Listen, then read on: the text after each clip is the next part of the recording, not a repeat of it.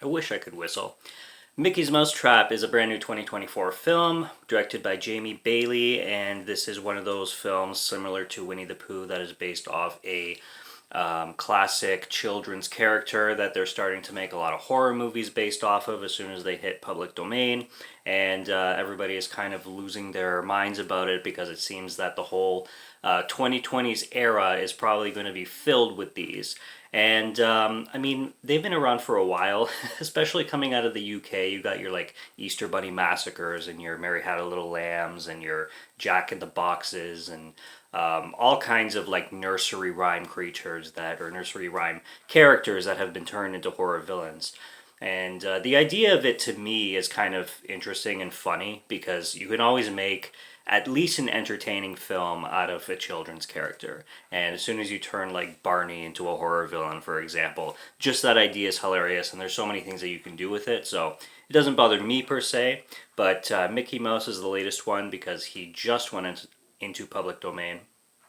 And I saw the trailer for Mickey's Mousetrap a couple months ago, and the trailer looked really intriguing. It looked low budget, and definitely like very independent, and definitely like a smaller time project, but something that seemed like a lot of fun. And the way the Mickey Mouse Killer looked in the trailer definitely interested me and intrigued me. So when I saw this film come out, I jumped on it immediately because I thought it would be a blast, and I personally had fun with it. I thought it was entertaining. It's loaded with flaws, and I'm going to get into those. It's not a good film. It's not a perfect film by any means, but it's definitely fun, and it's definitely entertaining. And all a film has to do is entertain me. I've said that so many times. So what we have going on here basically is this girl named Alex, and these two girls actually, Alex and Jamie. They work at this like arcade kind of Chuck E. Cheese kind of place. This setting in this film reminds me a lot of like Willy's Wonderland and what's that movie? The Banana Splits something. Another one of those like robotic animatronic horror movies that came out recently. The setting is like that basically, and they're working at this. They're working like the night shift basically. Their manager comes along, tells them both to stay late, even though they both want to go out. Especially Janie, who has a date, and she kind of talks Alex into letting her go out by herself, and Alex closing down on her own kind of thing. And when the place closes down and Alex and Janie are in doing their thing, the boss or the manager of the place goes upstairs, and he's apparently a massive classic Mickey Mouse fan, and he has this like projector, this old school projector from the 20s or whatever, and he has this actual reel of the Steamboat Willie cartoon, and he plays it, and then he also has this like Mickey Mouse mask that looks really retro, and when he plays the cartoon, the mask kind of like starts to talk to him, and he starts to like hear voices and stuff, and he starts to get into this like entrancement kind of thing where the cartoon and the mask are like messing with his mind and like kind of possessing him in a sense, to the point where he puts on the mask and then he becomes the Mickey Mouse Killer kind of thing. And like I said, Janie wants to go out on her date, so Alex lets her go, and then Alex is by herself. And at this point, I'm wondering where this is going to go, because so far it's just Alex and Janie that we've met, and Janie left, so it's just Alex now. So how much slashing is going to go on kind of thing if we were just dealing with one girl. But Alex's friends show up, and there's like 8 or 10 of them or something like that. And they show up basically to do something for Alex without getting into spoilers.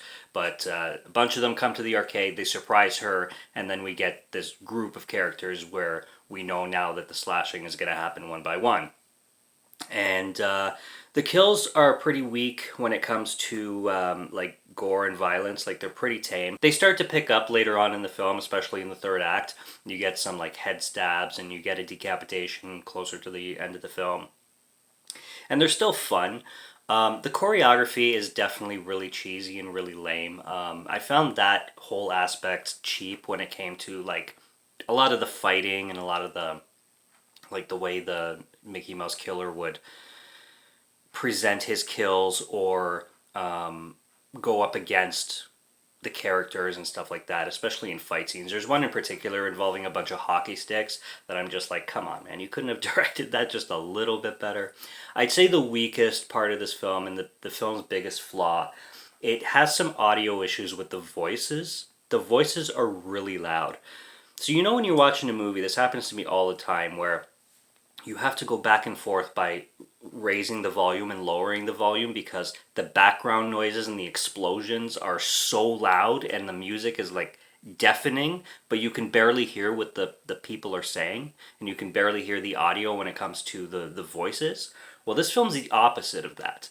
The background noise is quiet as shit, and then the voices are like almost like to the red zone. If you're looking at a monitor, they're all like, "Hey, come here," kind of thing, and it's like they're so loud, like, and they're all ADR too, so you can definitely tell that the characters were speaking over themselves, like in post production, and this that's where this film definitely has its biggest flaws, is in its audio, compared to anything else. That's the most notable flaw in this film for sure, and that's what really cheapens it. You also get a side plot here throughout the film. There's this girl in a prison cell, and she's being interrogated by two police officers, and basically they're wanting to get the story out of her. It's a very, very hot girl, by the way. She's very like goth emo looking, and kind of makes me feel old actually, because she has this one line where she tells the cops start talking about the 90s, and she's like, "I wasn't alive in the 90s. Know your audience." I'm like, yeah. I was alive in the 90s. I was actually born in 89, so I can't even say I was born in the 90s, for God's sakes. But not that I remember the 80s at all. But I'm still a 90s kid, but yeah, had to be born 89, not 90. Anyway, the characters are good. I love Alex. Alex, again, is a very beautiful girl as well. Janie is funny. She goes away for a while, like I said, on her date, but she comes back towards the third act, and there's a situation that happens with her and Alex. There's a moment between them that is really, I'll just say, funny, and I'll leave it at that. There's this character named Ryan. Everybody's very stereotypical. There's this character named Ryan who's the jock. There's a nerd named Marcus, I believe. And this film switches things around a little bit, because usually you have the hot girl, being Alex, going after the jock, and kind of ignoring the nerd character, Marcus. But in this one, she's really all over Marcus, and she actually, although she's like, she finds Ryan's confidence really attractive and really intriguing, and she's really into that, she really doesn't give a shit about Ryan whatsoever. She's all over Marcus, and she's kind of wishing that Marcus would kind of be more ballsy, and he's very timid and he's very shy, and she doesn't like that aspect about it, which is kind of the situation that happens, a lot when it comes to dating and relationships, is that girls usually love the confidence in jocks but hate everything else, but they love the personality of the nerd, but they hate the fact that the geeky character or the shy character usually doesn't have the balls to like ask them out and stuff like that. So I found that the way it was written pretty realistic when it comes to real life dating kind of thing. But there's this situation that happens with Marcus too, where he does something for Alex, and he does something really sweet, and he literally goes completely out of his way to just do not romantic, but do this such thoughtful thing for Alex. And I'm just sitting there, I'm just like, oh my god, I really hope she appreciates what you just did and what you spent so much effort doing. And luckily she does, and I'm not going to say exactly what it is, but I'm just sitting there, I'm like, you are one smooth son of a bitch. It's so good. And the Mickey Mouse character, like I said, he's simple looking. I mean, cost wise, it took nothing to put this killer together. I mean, you get a Mickey Mouse mask and you're pretty much good to go.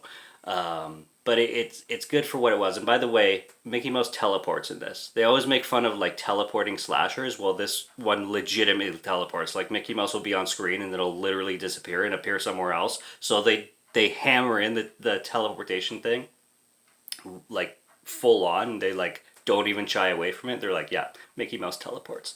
So it's fun that way. This is also distributed by Gravitas Venturas, which is a distribution company that deals with only low budget and independent films. But I find, especially comparing to Wild Eye, I find Gravitas Venturis more hits than misses. And that's what I really like about this distribution company. So when I see their name, I usually give the film a chance because I would say like 8 times out of 10, so basically 4 times out of 5, the movie's good. You know, there's misses here and there, of course, with them, but they do produce a lot of hits, and I like that about them.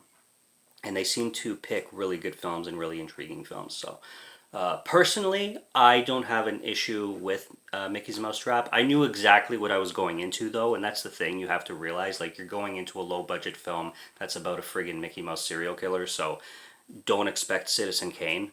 I don't understand, you know, when people go into these horror movies and think that they're going to be something they're not. The only sin that this film could possibly do is to be boring, and to me it wasn't. Like, the characters were funny. There's a lot of funny moments. There's a lot of funny lines. There's a lot of funny situations, kind of thing.